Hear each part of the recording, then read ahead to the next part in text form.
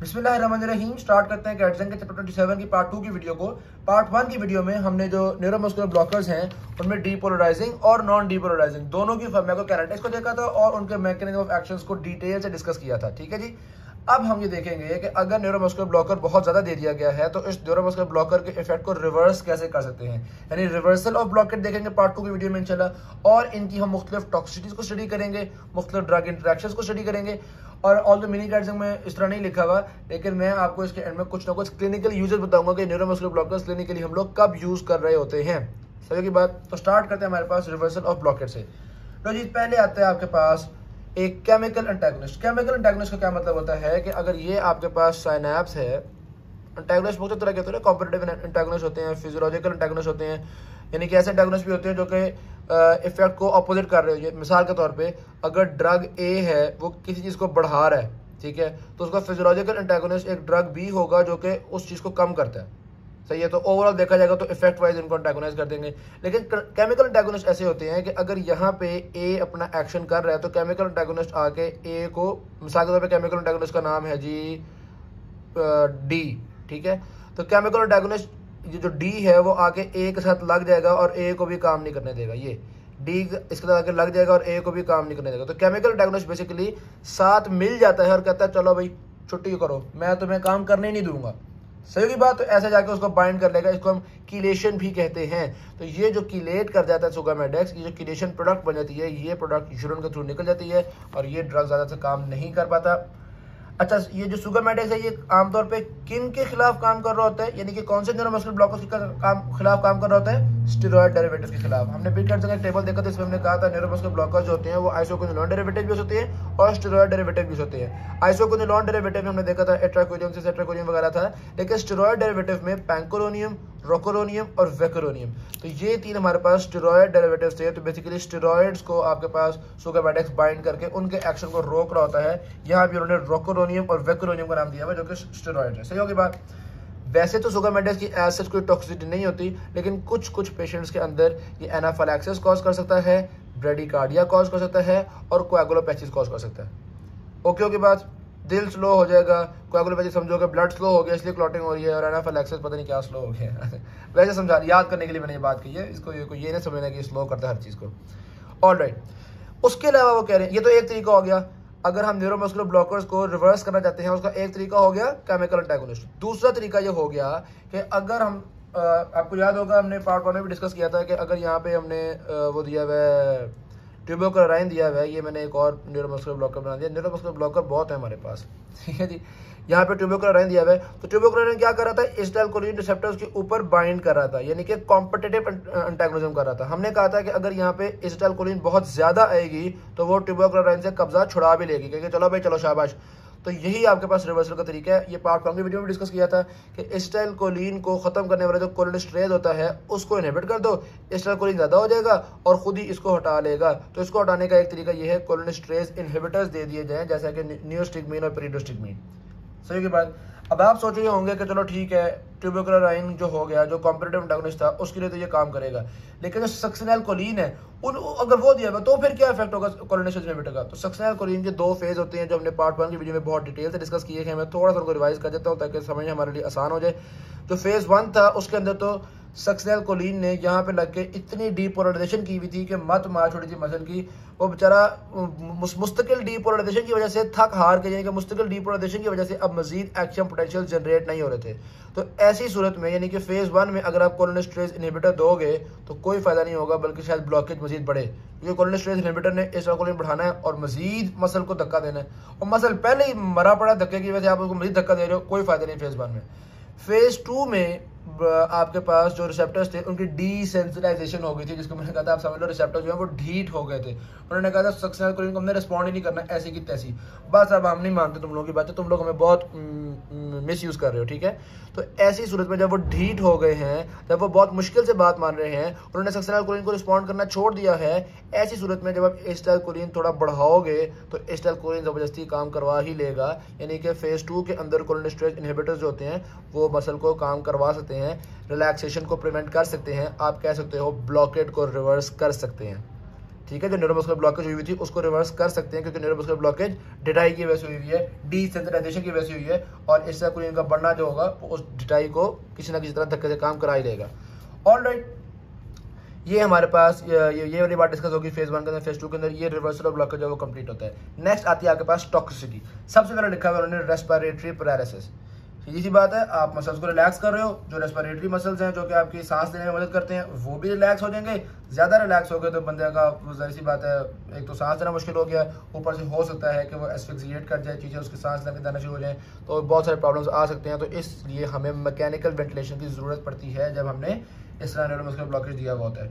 Alright, उसके अलावा और क्या टॉक्सिसिटी होती है हमारे पास भाई? ऑटोनोमिक इफेक्ट्स भी होते हैं और हिस्टामिन रिलीज भी। भाई सीधी सी बात है, ये न्यूरोमस्कुलर ब्लॉकेज जो हैं ये न्यूरोमस्कुलर जंक्शन पे क्या कर रहे थे? एसिटाइलकोलिन के एक्शन को रोक रहे थे।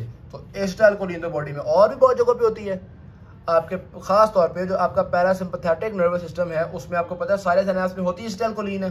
तो ये जो न्यूरोमस्कुलर ब्लॉकेज हैं कि जाके पैरासिम्पैथेटिक नर्वस सिस्टम को तो ब्लॉक करेंगे कि नहीं करेंगे? ठीक है, पैरासिम्पैथेटिक नर्वस सिस्टम जिसमें आपके पास मस्क्रीनिक और निकोटिनिक होते हैं। निकोटिनिक तो यहाँ पे पढ़ लिया हमने। अब आपको वैसे अगर थोड़ा सा याद हो तो हम सिंपैथेटिक में, पैरासिम्पैथेटिक में एक आपके पास पहले एक सिनेप्स होता है, फिर आगे जाके एक और synapse, first order second order neurons बन रहे होती है ना। तो चाहे सिंपैथेटिक हो चाहे पैरासिम्पैथेटिक हो, पहले वाले जंक्शन में तो दोनों के पास ही एसिटाइलकोलिन रिलीज होना होता है और यहाँ पर निकोटिनिक रिसेप्टर ही होते हैं। ठीक है, ये वैसे मैं थोड़ा आउट ऑफ कॉन्टेक्स्ट जा रहा हूँ, बात समझ नहीं भी आती तो गोली मारो, आगे चलना। ठीक है, लेकिन जो दूसरा न्यूरॉन होता है जो अल्टीमेटली आपके टिश्यू पे एक्शन कर रहा होता है, उसमें जो पैरासिम्पैथेटिक नर्वस सिस्टम है वहाँ पे आपको याद होगा एसिटाइलकोलिन रिलीज होती है, और जो सिंपैथेटिक नर्वस सिस्टम है उसमें शायद आपको याद हो नॉरएपिनेफ्रिन और एपिनेफ्रिन रिलीज होती है। ठीक है, तो अब अगर हम एसिटाइलकोलिन के एक्शंस को रोक रहे हैं अपने न्यूरोमस्कुलर ब्लॉकर से, तो जाहिर सी बात है पैरासिम्पैथेटिक नर्वस सिस्टम के एक्शंस भी कम हो जाएंगे। खास तौर पे आपके पास जो पैंकोरोनियम है वो मस्क्रीनिक ब्लॉकेज कर रहा होता है हार्ट के अंदर। अब पैरासिम्पैथेटिक नर्वस सिस्टम क्या करता है आपको पता है ना? सिंपैथेटिक नर्वस सिस्टम फाइट और फ्लाइट रिस्पॉन्स करता है, और पैरासिम्पैथेटिक उसको ऑपोजिट, हर चीज़ को रिलैक्स करता है, ठंडा करता है। तो पैरासिम्पैथेटिक हार्ट को ठंडा कर रहा था, हमने पैरासिम्पैथेटिक को रिवर्स किया विद द हेल्प ऑफ पैंकोरोनियम, तो टैकीकार्डिया हो जाएगा। समझो की बात? तो पैंकोरोनियम से टैकीकार्डिया हो जाता है। दूसरी तरफ जो सक्सेनाइलकोलिन था जो डीपोलराइजिंग न्यूरोमस्कुलर ब्लॉकेज था, जो कि मसल को काम क्या क्या के थका देता था, वो जाहिर सी बात है मस्क्रीनिक रिसेप्टर्स को भी थोड़ा एक्टिवेट करेगा, यहाँ पे भी काम कहेगा, क्योंकि सक्सेनाइलकोलिन आपके पास सिमिलर टू एसिटाइलकोलिन एक्शन कर रहा होता है। समझो की बात? अब ये सिमिलर वाली बात से आप कंफ्यूज हो जाइएगा, पार्ट 1 की वीडियो में हम ये बातें डिटेल से डिस्कस कर चुके हैं। तो एक तो बात हमने देखी ऑटोनोमिक इफेक्ट, यहाँ तक कि आपकी जो जो बिग कैटजिंग है उसके अंदर वो ये कहते हैं कि जब हम पैंकोरोनियम देते हैं तो साथ हमें कई दफ़ा, बिग कैटजिंग नहीं, यहीं पे एक MCQ था, ये देखिएगा, यहाँ पे वो कह रहे हैं कि ऐसा कौन सा ड्रग है जो अगर हमने दिया हुआ है तो साथ हमें मस्क्रीनिक ब्लॉकर देने की ज़रूरत नहीं पड़ेगी।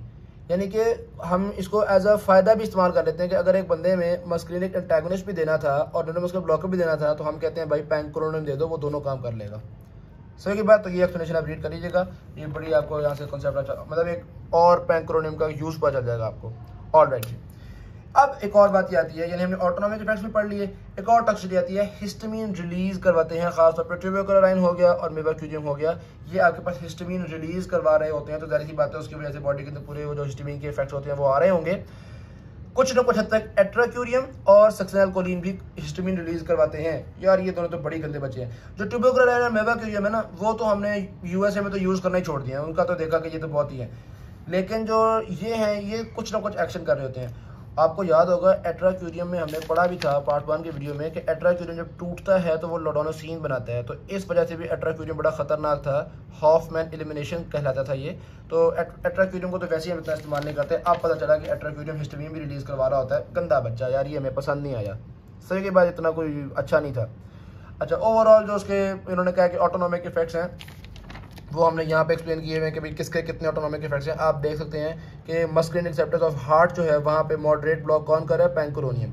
बाकी एक स्लाइड ब्लॉक कर रहा है और बाकी कोई ब्लॉक नहीं कर रहा है। तो सिर्फ पैंकोरोनियम जो होता है वो हार्ट को मॉडरेटली हार्ट के मस्क्रीनिक रिसेप्टर्स को मॉडरेटली ब्लॉक कर रहा होता है, जिसकी वजह से हार्ट में टैकीकार्डिया कॉज करेगा। बाकी बहुत डिटेल में जाने की जरूरत नहीं है, ये कोई इतनी इंपॉर्टेंट बातें नहीं है। बस ज़हन में रखना चाहिए कि हिस्टामिन रिलीज करवाते हैं, ऑटोनोमिक इफेक्ट्स होते हैं, किसके कितने होते हैं, बस ये ज़हन में रख लें। पैंकोरोनियम जो होता है वो टैकीकार्डिया करवाता है। सही की बात। तो अभी तक टॉक्सिसिटी हमने पढ़ी है, रेस्पिरेटरी पैरालिसिस करवाते हैं जिसके लिए हमें मैकेनिकल वेंटिलेशन देनी पड़ती है, ऑटोनोमिक इफेक्ट्स होते हैं जो कभी कभी हम फायदे में इस्तेमाल भी कर लेते हैं, और हिस्टामिन रिलीज करवाते हैं कुछ ड्रग्स, उन ड्रग्स को हम आमतौर पर अवॉइड ही कर लेते हैं। ओके जी, अब आते हैं specific effects of succinylcholine. 4 specific effects of succinylcholine आपने याद रखने हैं। Number 1, muscle pain. क्योंकि आपको पता है सक्सेनाइल कोलिन डीपोलराइजिंग ड्रग होता है कि मसल को बहुत ज्यादा काम करवा के थका मारता है, तो जाहिर बात है मसल पेन, खास तौर पे जो बॉडी बिल्डर्स होंगे जिनका हैवी मसल मैस होता है उनके अंदर मसल पेन करवाता है। ये हैवी मसल मैस वाली बात बिग कैट्स में लिखी हुई है।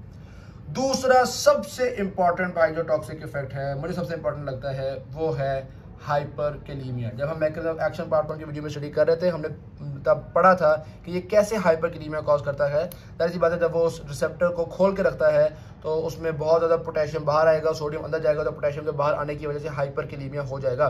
खास तौर पे अगर पेशेंट पहले ही किसी ऐसी स्टेट पे जिसमें हाइपरकैलीमिया होता है, जैसा कि हाइपरकैलीमिया कब होता है, पहले मुझे सोच के बताओ कि हाइपरकैलीमिया बॉडी में ज्यादा कहाँ पे होता है। तो हमें पता है कि हाइपरकैलीमिया जो पोटेशियम है वो सेल्स के अंदर बहुत ज्यादा कंसंट्रेशन में होता है, ठीक है। तो अगर पोटेशियम सेल्स के अंदर बहुत ज्यादा कंसंट्रेशन में है, इसका मतलब है अगर कभी सेल्स टूटेंगे या सेल्स के मेम्ब्रेन परमेबल होगी तो वो पोटेशियम बाहर आ जाएगा और बंदे को हाइपरकैलीमिया हो जाएगा। ऐसे ये बात। अच्छा, अब कब टूट सकते हैं? बर्न्स में टूट सकते हैं, मसल की डिस्ट्रॉफी हो तो सेल्स टूट सकते हैं, मसल्स की नर्व सप्लाई खराब हो गई है वहाँ भी जाहिर बात है सेल्स टूटना शुरू हो जाएंगे। तो ये आप देखें वो बता रहे हैं कि hyperkalaemia specially in patients with burns, spinal cord injury, peripheral nerve dysfunction और मस्कुलर डिस्ट्रॉफी, तो इन सारे पेशेंट्स के अंदर पहले ही हाइपरकैलीमिया होता है। अगर आप सक्सेनाइल कोलिन दोगे तो मजीद हाइपरकैलीमिया होगा। ये आपके पास सक्सेनाइल कोलिन की कॉन्ट्रा इंडिकेशन भी होती है। ये बिग कैट्स के अंदर लिखा है उन्होंने, सक्सेनाइल कोलिन किन पेशेंट्स को नहीं देते? जो पेशेंट्स काफ़ी अरसे से पैरालिसिस में है, ठीक है, या उनके अंदर बर्न्स या ये वाली चीज़ें हैं, तो आप इस तरह से कि हाइपरकैलीमिया ना हो जाए। और अगर हाइपरकैलीमिया हुआ तो इस इलेक्ट्रोलाइट डिसफंक्शन, इस इलेक्ट्रोलाइट इम्बैलेंस से क्या होगा? हाइपरकैलीमिया का हार्ट के ऊपर तगड़ा इफेक्ट आएगा। It can cause cardiac arrest. बड़ी खतरनाक बात है, इसलिए बिग कैट्स ने लिखी नहीं कि आप डरना जाए खतरनाक बात से, ठीक है जी। हाइपरकैलीमिया कार्डियक अरेस्ट करवाता है। तो इसलिए मैंने आपसे कहा था कि ये सक्सेनाइल कोलिन की बहुत इंपॉर्टेंट टॉक्सिसिटी है। एक्सरसाइज के एमसीक्यू के अंदर भी वो इस टॉक्सिसिटी को बार बार टेस्ट कर रहे हैं। ओके की बात तो पता होना चाहिए भैया, मैं दोबारा कह रहा हूँ, सक्सेनाइल कोलिन हाइपरकैलीमिया करवाता है। तो हमने एक बात पढ़ ली, सक्सेनाइल कोलिन मसल पेन करवाता है, सक्सेनाइल कोलिन हाइपरकैलीमिया करवाता है। उसके अलावा चूंकि सक्सेनाइल कोलिन डीपोलराइजिंग ड्रग है, इसलिए बार औक़ात वो चूंकि कॉन्ट्रैक्शंस करवा रहा होता है मसल्स की, ये स्टमक के मसल्स की भी कॉन्ट्रैक्शन करवाता है, जिसकी वजह से इंट्रागैस्ट्रिक प्रेशर जो होता है वो बढ़ जाता है। कई दफ़ा हो सकता है कि स्टमक को कॉन्ट्रैक्ट करने की वजह से स्टमक के जो कंटेंट्स है वो ऊपर को निकल जाए और बंदा उनको मतलब वो एस्पायरेशन हो जाए, और ये वाले मसले बन सकते हैं गैस्ट्रिक कंटेंट्स के। तो ये 3 स्पेशल इफेक्ट्स ऑफ सक्सेनाइल कोलिन तो लिखे हुए थे मिनी कैट्स में। अच्छा, ये जो है ना रीवेजिटेशन वाला, ये काम खास तौर पे किन में होगा? जिनका स्टमक पहले ही कम काम कर रहा है, या जो जैसे डायबिटीज़ के अंदर आपको पता है डायबिटिक गैस्ट्रोपैरेसिस हो जाता है, यानी कि नर्व्स की डैमेज की वजह से स्टमक कम कॉन्ट्रैक्शंस कर या मतलब सही से काम नहीं कर रहा होता। इसी तरह इसोफेजियल डिस्फंक्शन होगा तो भी जाहिर सी बात है फूड के ऊपर आने के चांसेस होंगे। इसी तरह ओबेसिटी वगैरह होगी, तो इन लोगों के अंदर रीवेजिटेशन वाले मसले ज़्यादा होते हैं। चौथी बात आपके पास बिग कैट्स में लिखी हुई है, वो क्या है ये देखें। बिग कैट्स में ऐसा लिखा है उन्होंने, हाइपरकैलीमिया। अभी मैंने कहा कि अगर आपको ज़्यादा पढ़ने का दिल कर रहा हो तो यहाँ पे स्क्रीनशॉट लेके आप पढ़ भी सकते हैं। Hyperkalaemia, increase intragastric pressure, muscle pain हमने पढ़ लिया। अब है इंक्रीज इंट्राओकुलर प्रेशर, चूँकि ये मसल्स को कॉन्ट्रैक्ट कर न्यूरोमस्कुलर ब्लॉकर है ना, लेकिन डीपोलराइजिंग ब्लॉकर है। तो डीपोलराइजिंग ब्लॉकर पहले क्या करता है? मसल्स को इतना थका देता है कि मसल्स फिर रिलैक्स कर जाते हैं, ठीक है। पहले जारी बात है काम करवाता है, थकाता है, और उसकी वजह से मसल्स रिलैक्स कर जाते हैं। तो इसकी कुछ टॉक्सिटीज जो है वो मसल के ज़्यादा काम की वजह से हैं, और कुछ टॉक्सिटीज मसल्स के रिलैक्स करने की वजह से हैं। जिस तरह ये जो मसल पेन है, ये मसल के ज़्यादा काम करने की वजह से है। इंट्रागैस्ट्रिक प्रेशर जो बढ़ गया है वो भी मसल के ज़्यादा काम करने की वजह से है। लेकिन यहाँ पे क्या हो रहा है? यहाँ पे जनाब मसल थक जाता है, आई की जो ब्लड वेसल्स होती हैं उनका मसल चूँकि थक गया है, तो अब वहाँ पे आई के अंदर ब्लड सप्लाई बढ़ गई है, जिसकी वजह से इंट्राओकुलर प्रेशर बढ़ जाता है। तो खास तौर पर कोई ऐसी सर्जरी हो जिसके अंदर एंटीरियर चैम्बर को ओपन करना हो, उस सर्जरी में हम सक्सेनाइल कोलिन नहीं देते। तो 4 तरह की टॉक्सिटीज पढ़ ली आपने। इन 4 तरह की टॉक्सिटी से आपको पता चलेगा किन पेशेंट्स में ये इतनी काम की चीज़ नहीं है। बर्न्स, नर्व डैमेज, हाइपरकैलीमिया वाले पेशेंट में काम की चीज़ नहीं है। जहाँ पे एंटीरियर चैम्बर ओपन होना हो वहाँ पे काम की चीज़ नहीं है। जो ओबेसिटी वाले हों, डायबिटीज़ वाले हों, उनमें आपको सोचना पड़ेगा कि ये स्टमक से चीज़ें ऊपर आना शुरू हो जाएं। और जो बड़े ज़्यादा मसल वाले लोग होते हैं उनके अंदर भी थोड़ी बहुत टॉक्सिटी होती है इसकी। ऑलराइट, अब आते हैं हम ड्रग इंटरेक्शंस की तरफ। भाई 4-5 चीज़ें किस्म के ड्रग इंटरेक्शंस हैं। सबसे पहले आपके पास जो इनहेल्ड एनेस्थेटिक्स हैं, ये आपके न्यूरोमस्कुलर ब्लॉकर्स के इफेक्ट्स को इंक्रीज करते हैं, पोटेंशिएट करते हैं। ठीक है की बात कैसे? अच्छा, कौन कौन से ड्रग्स इंक्रीज करते हैं? थोड़ा सा हम बिग कैट्स की तरफ चले जाते हैं। यार जरूरी नहीं है बिग कैट्स वाली बातें याद करो, लेकिन किसी ने अगर नोट करनी है तो वो कर लें। और वैसे ही जब बंदा 6 बातें पढ़ता है तो 4 तो याद रह जाती हैं, तो मिनी कैट्स वाली 4-5 याद रह जाएंगी ना, तो इसलिए मैं थोड़ा एक्स्ट्रा बता देता होता हूँ। अब देखें इनहेल्ड एनेस्थेटिक्स में मुख्तलिफ एनेस्थेटिक्स का उन्होंने बताया है, सबसे ज़्यादा आइसोफ्लोरेन होता है जो कि इनके काम को बढ़ाता है, और सबसे कम नाइट्रिक ऑक्साइड काम को बढ़ाता है। ठीक है, तो अगर आप सक्सेनाल्कोलिन के साथ या किसी भी न्यूरोमस्कुलर ब्लॉकर के साथ निट्रस ऑक्साइड दे रहे हैं तो ये बहुत कम इफेक्ट करेगा, आइसोफ्लोरेन बहुत ज़्यादा इफेक्ट कर रहा होगा। ओके होगी बात। अच्छा, कैसे इफेक्ट करता है इनहेल एनेस्थेटिक्स, कैसे पोटेंशिएट करते हैं, कैसे आपके न्यूरोमस्कुलर ब्लॉकर के इफेक्ट को इंक्रीज करते हैं? पहली बात, क्योंकि ये जो एनेस्थेटिक्स होते हैं ये नर्वस सिस्टम डिप्रेशन कर रहे होते हैं, तो एक तरफ आप न्यूरोमस्कुलर ब्लॉकर कर रहे हो, ऊपर से नर्वस सिस्टम भी डिप्रेस हो गया, तो मसल को तो सिग्नल्स आएंगे थोड़े काम, जो न्यूरोमस्कुलर ब्लॉकर था या कह लो मसल की जो रिलैक्सेशन थी वो बहुत ज़्यादा हो जाएगी।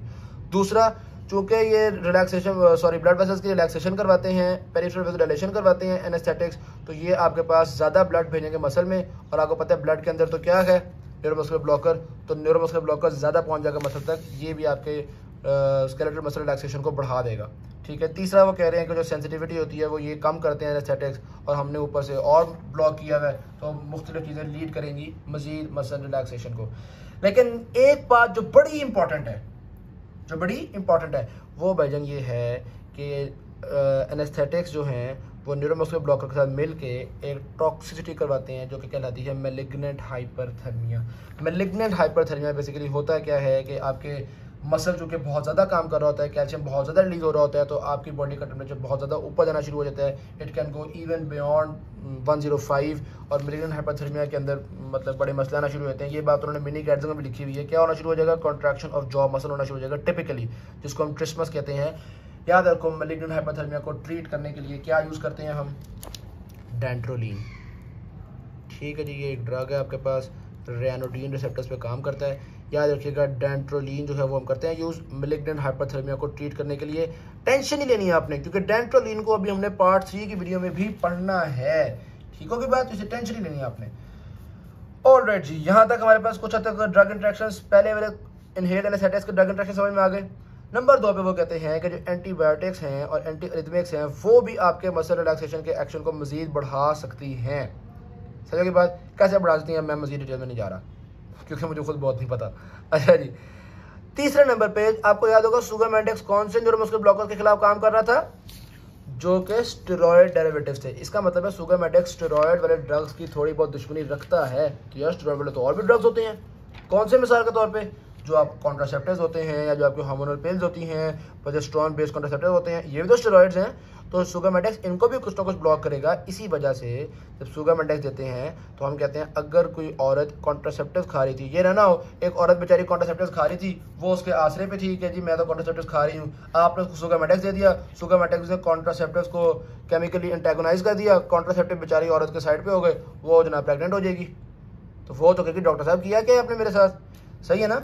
तो इसलिए ये बात अपने ज़हन में रखनी है। ये चीज़ें जो होती हैं ना ये एथिकली इंपॉर्टेंट होती हैं, तो ये भी ज़हन में रखना इंपॉर्टेंट है कि सुगामेंटेक्स जो होता है अगर वो दिया है तो उसके बाद 5-6 दिन तक हम लोग कहते हैं कि बीबी आपको हमने सुगामेंटेक्स दिया है, अब आप ओरल कॉन्ट्रासेप्टिव के आसरे ना रहिएगा, आप कोई बैकअप कॉन्ट्रासेप्शन और भी यूज़ करें, या तो वैसे ही एब्सटेंस कर लें कि फिजिकल रिलेशन में जाएँ ही ना, या फिर आप कोई फिजिकल बैरियर्स हो गए, कॉन्डम हो गए, इस तरह की चीज़ों को यूज़ कर लें, क्योंकि ये वजन बड़ा ज़रूरी काम है। ओके, तो इस तरह की बातों को समझना बड़ा ज़रूरी होता है। इंशाल्लाह जल्दी की वीडियो में मैं ज़रूरी बातें रिवाइज कर दूंगा। लेकिन अभी भी अगर मैं आपको बताऊं तो हमने कौन कौन सी टॉक्सिसिटी पढ़ ली। मसल पैरालिसिस है जिसकी वजह से मैकेनिकल वेंटिलेशन ज़रूरी है। ऑटोनॉमिक इफेक्ट्स होते हैं, खासतौर पर पैंक्रोनियम टैकिकार्डिया करवा रहा है, हिस्टामिन रिलीज करवा रहे होते हैं, कौन कौन करवा रहे हैं वो हम ज़्यादातर यूज़ ही नहीं करते। अच्छा, सक्सेनाल्कोलिन खासतौर पर कौन से इफेक्ट्स थे? मसल पेन, हाइपरकैलेमिया बहुत इंपॉर्टेंट था, रिगर्जिटेशन वगैरह करवा रहे हैं। ड्रग इंटरेक्शन हमने 3 तरह के पढ़े। हमने कहा एंटीबायोटिक्स मसल रिलैक्सेशन को बढ़ाती हैं, हमने कहा इनहेल्ड एनेस्थेटिक्स मसल रिलैक्सेशन को बढ़ाते भी हैं और मैलिग्नेंट हाइपरथर्मिया भी करवाते हैं, और फिर हमने कहा कि सुगामेंटेक्स जो होगा वो दूसरे स्टेरॉयडल ड्रग्स को भी तबाह करेगा, तो इस वजह से कॉन्ट्रासेप्टिव बैकअप करनी पड़ेंगी। ओके होगी बात। आखिर में आता है हमारे पास कि एजिंग का और डिजीज़ का क्या इफेक्ट होता है। भाई सीधी सी बात है, जब बंदा बूढ़ा होता है तो आहिस्ता आहिस्ता उसके न्यूरोमस्कुलर ब्लॉकर्स ये जो आपके होते हैं ना एसिटाइलकोलिन रिसेप्टर्स जो पोस्ट सिनेप्टिक मेम्ब्रेन पे होते हैं वो कम होते रहते हैं एज के साथ साथ। तो अगर किसी इंसान में पहले ही कम है तो सही बात है, अगर आप न्यूरोमस्कुलर ब्लॉकर दोगे तो न्यूरोमस्कुलर ब्लॉकर बहुत ज़्यादा काम कर लेगा, यानी कि मसल को बहुत ज़्यादा रिलैक्स कर लेगा। तो जिस बंदे के अंदर कम होते हैं एजिंग की वजह से या फिर मायस्थीनिया ग्रेविस की वजह से। मायस्थीनिया ग्रेविस क्या होता है? एक ऑटो इम्यून डिजीज़ है जो कि इन एसिटाइलकोलिन रिसेप्टर्स को तबाह करती है, ठीक है। तो ओल्ड पेशेंट हो या मायस्थीनिया ग्रेविस का पेशेंट हो, इन दोनों के अंदर ये जो रिसेप्टर्स हैं ये पहले ही थोड़े होंगे, इसलिए हम कोशिश करते हैं न्यूरोमस्कुलर ब्लॉकर थोड़ी अमाउंट में दिया जाए क्योंकि वो ज़्यादा काम करता है। सही के बाद अच्छा, इन दोनों पेशेंट्स के अंदर हम लोग ड्रग थोड़ी अमाउंट में देते हैं क्योंकि रिसेप्टर्स कम हुए हुए हैं। कुछ पेशेंट ऐसे भी होते हैं जिनमें रिसेप्टर्स बहुत ज़्यादा हुए हुए होते हैं, जैसे जो बर्न्स के पेशेंट होते हैं उनके जो सिनैप्स से बाहर भी यानी कि एसिटाइलकोलिन रिसेप्टर्स बहुत ज़्यादा हुए हुए होते हैं। तो बर्न्स के पेशेंट्स में और जिन पेशेंट्स के अंदर अपर मोटर न्यूरॉन डिजीज़ है, क्योंकि अपर मोटर न्यूरॉन डिजीज़ में आपके पास स्टिमुलस बहुत ज़्यादा आ रहा होता है। इसको मैं दोबारा बताता हूँ आपको, अपर मोटर न्यूरॉन डिजीज़ को। बहरहाल इन दोनों पेशेंट्स के अंदर हमें पता है कि चूंकि रिसेप्टर वगैरह बहुत ज़्यादा बड़े हुए हैं, इसलिए काम को रोकने के लिए न्यूरोमस्कुलर ब्लॉकर ज़्यादा अमाउंट में देना पड़ेगा। तो ओल्ड हों या मायस्थीनिया ग्रेविस वाले हों, उनमें पहले ही काम ठंडा है, इसलिए न्यूरोमस्कुलर ब्लॉकर थोड़ा देना पड़ता है। और बर्न्स के पेशेंट्स हों या अपर मोटर न्यूरॉन लीजन के पेशेंट हों, उनमें काम बहुत तगड़ा हुआ होता है, इसलिए हमें न्यूरोमस्कुलर ब्लॉकर भी तगड़ा देना पड़ता है।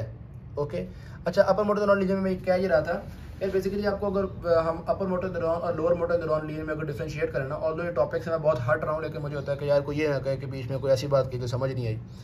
वजन आपका एक ये ब्रेन से न्यूरॉन निकला, ठीक है जी, यहाँ पे ये स्पाइनल कॉर्ड के अंदर कहीं भी सिनैप्स कर गया, फिर ये आगे गया और ये आपके पास समझ लो कि इसने एक्शन कर दिया।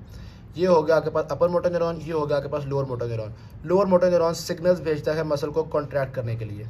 सही के बाद अगर लोअर मोटर न्यूरॉन बढ़ गया तो मसल कॉन्ट्रैक्ट नहीं होगा, पैरालिसिस हो गया, लो जी काम ठंडा हो गया। सही है, लेकिन अपर मोटर न्यूरॉन आमतौर पे लोअर मोटर न्यूरॉन को थोड़ा थोड़ा इनहिबिट कर रहा होता है, यानी कि ठंडा रख रहा होता है। इसलिए अगर अपर मोटर न्यूरॉन बढ़ जाए तो लोअर मोटर न्यूरॉन ज़्यादा काम करता है और मसल्स ज़्यादा कॉन्ट्रैक्ट कर रहे होते हैं, ज़्यादा फैसिकुलेशन होनी शुरू होती हैं। तो इसीलिए हमने कहा कि अगर किसी को अपर मोटर न्यूरॉन लीजन है तो उसमें इनहिबिशन खत्म हो गई होगी, ज़्यादा सिग्नल्स आ रहे होंगे, इसलिए ज़्यादा न्यूरोमस्कुलर ब्लॉकर देना पड़ेगा। तो ये तो आपके पास टॉक्सिसिटी कंप्लीट है, जिसको मैंने हद से ज़्यादा टाइम लगा दिया है। अब हम आते हैं थोड़े बहुत क्लिनिकल यूजेस पे, जो कि ऑल्दो यहाँ पे तो आपके पास नहीं लिखे हुए, लेकिन आपके पास बिग कैट में तो लिखे हैं। यार क्लिनिकल यूज में अगर सबसे इंपॉर्टेंट बात है, जो काम की बात है मेरी ने लिखी नहीं है, पता क्या करें इनका। भले एक तो सर्जिकल रिलैक्सेशन में आपको चाहिए होगा, जब सर्जरी करनी है तो हम न्यूरोमस्कुलर को ब्लॉक कर देंगे। दूसरा एंडोट्रेकियल इंट्यूबेशन में जब आपने ईडी ट्यूब पास करनी है तो हम चाहते हैं फ्रिंजियल रेंजर मसल्स होते हैं वो थोड़े रिलैक्स हो जाए ताकि ट्यूब आराम से पास हो सके और ये मसल्स ट्यूब के पैसेज को रोके ना। तीसरा भाई, जब हमने कंट्रोल ऑफ, अब एक पेशेंट को वेंटिलेटर पर डाला है आपने, तो जाहिर बात है अब उसमें सांस तो लेने के लिए लेना, वो खुद से सांस नहीं ले पा रहा, हम चाह रहे हैं मशीनों के थ्रू उसको सांस दिलवाया जाए। अगर उसके चेस्ट के मसल्स टाइट हुए पड़े होंगे तो वो सांस नहीं दिलवाया जाएगा उसको। तो जब हम खुद से वेंटिलेशन दिलवाना चाह रहे होते हैं तो हम उसके मसल को थोड़ा रिलैक्स कर देते हैं ताकि हम आर्टिफिशियली उसको वेंटिलेट करवा सके। तो वॉल रेजिस्टेंस को कम किया जाता है ताकि उसको वेंटिलेशन करवाई जा सके। और तीसरा कन्वर्जन्स के अंदर भी ट्रीट करने के लिए हम लोग न्यूरोमस्कुलर ब्लॉकर्स देते हैं। Thank you very much. Video अच्छी लगी शेयर कीजिएगा, चैनल को सब्सक्राइब कीजिएगा। अल्लाह हाफिज़।